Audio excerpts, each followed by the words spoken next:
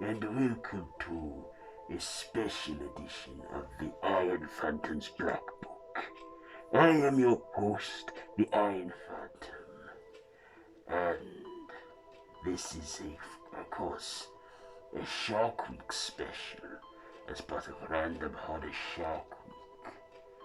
So, sit back and relax as I tell you now two short horror stories revolving around sharks, or at least sea life. This first story is called Deep Trouble, as we hear the story of a surfer, and the rest you will hear now. Enjoy it.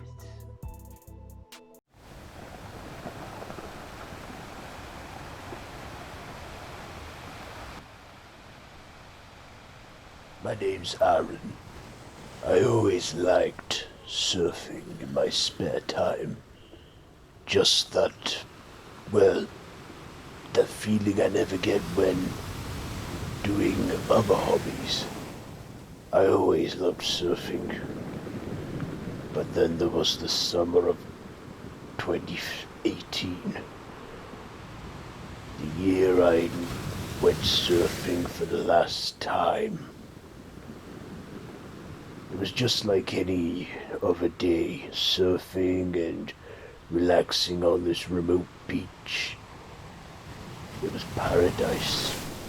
Just a quiet place where there were no people around, just me, the sea and the sand, and the waves.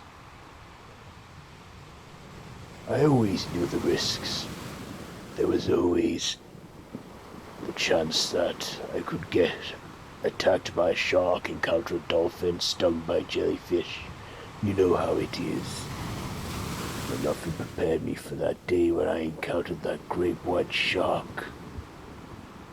I was surfing, and then all of a sudden, whilst I was in the wave, I got taken off guard.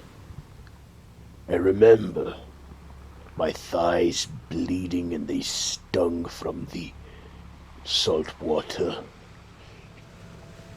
I remember that day so well. It was wet, cold, and all of a sudden it went dark, and I had no idea where my head was. Little to my horror, my head was in the shark's mouth. Yes, my head in the mouth of a shark. It was absolutely terrifying. Now, I sit on this beach, always sitting there watching the seas and the waves clash. Still, a nice paradise, but all I do now is just try to warn those who go surfing, if they should ever go, to watch out for sharks, 'cause you never know when they could attack. But unfortunately they can't hear me or see me. They never did find me. Well, some family on a hike found my headless body washed up, but never found my head. I guess I'm stuck here until my head is found. My death got ruled out as a shark attack. So that's all I can do. Roam this beach until I find my head. I have no idea if the shark ate it or not, I don't know. All I know is that there is a skull or something that's left on my head out there. And they may never find it. Which is okay, 'cause I love this beach. I might not feel the rays of the sun anymore or the coolness of the waves, but it's nice to haunt something that is my very own paradise. But that day I was attacked. I think I was dragged down very deep. I was, how you say, in deep trouble. Did you enjoy that tale? Did you see the twist coming? You probably did. But anyway, did you enjoy it? Well, let us get to our final story of this episode. And this final story that I am going to tell is called The Mermaid's Pet. Can you guess what the Mermaid's Pet is? It's a Shark Week special. I'm sure it's not hard to work out. Enjoy it.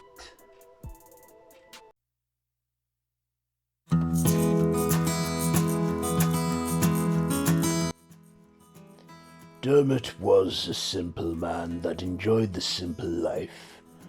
Living in a small town of Cornwall, he went fishing.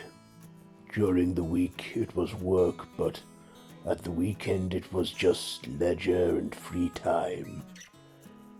One day, Dermot went out into sea, further than he'd gone before because not a lot of fish were biting around his usual area.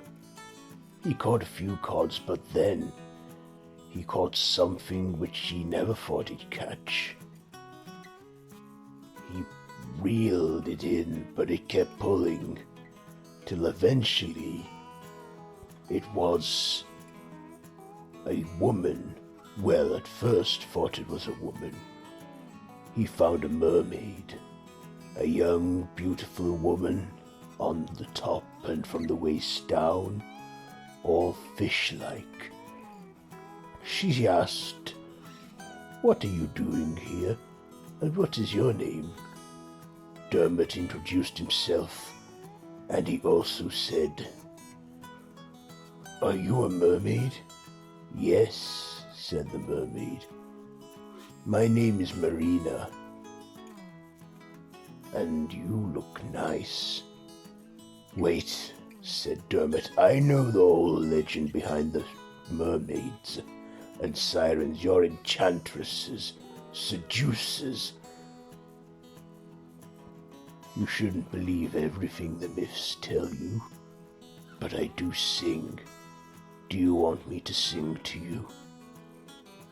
"You'll put me in a trance. I promise I won't." Marina sings to him a sea shanty, putting him in a trance. Feeling hypnotized, and when she'd finished, he broke the trance and asked, "You are really beautiful." Marina also asked if he would keep their encounter secret. He promised it. He then went back to his home fishing town in Cornwall. Whilst in a pub he was drinking, and his local friends asked him if he had seen anything strange whilst fishing today. "No, nothing at all," he said. Dermot went back the following weekend, and again, and found Marina. He then said he would love to show her his house, which was a boat, but said, "You're a mermaid. You can't walk on land." Marina said she could. Once she gets onto land, she can adapt and turn her tail into legs. She did so as well the following weekend after, went onto the beach and her mermaid tail turned into human legs.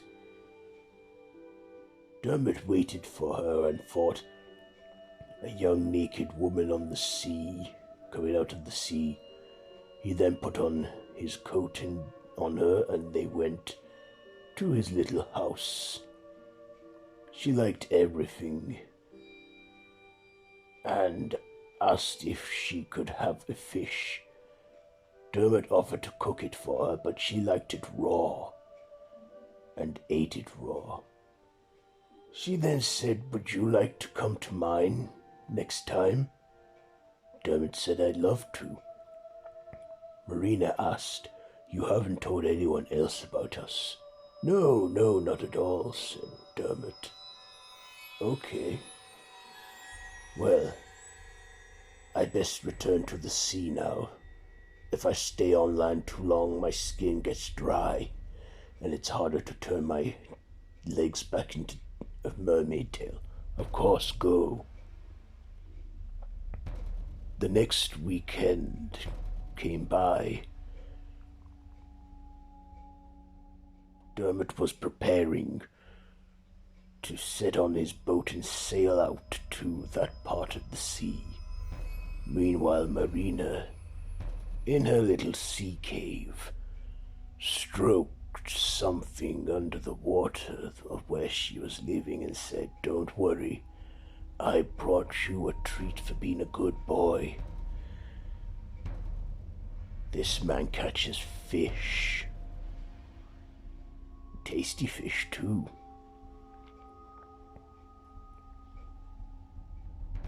Dermot then arrives, and there Marina finds him. She then tells him to follow her.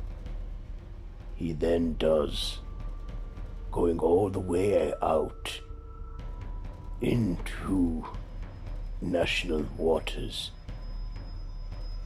where he wondered, "You really live out this far?"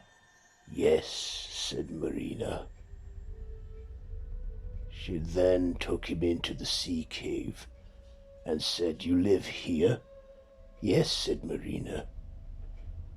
"This is my home. It's very dark and wet. You live alone?"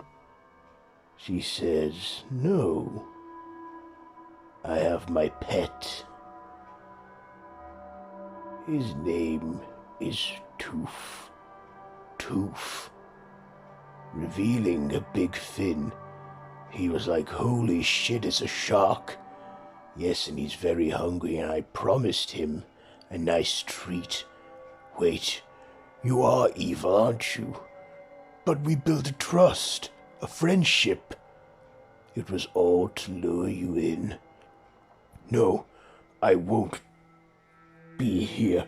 I'll tell everyone about you, about this place."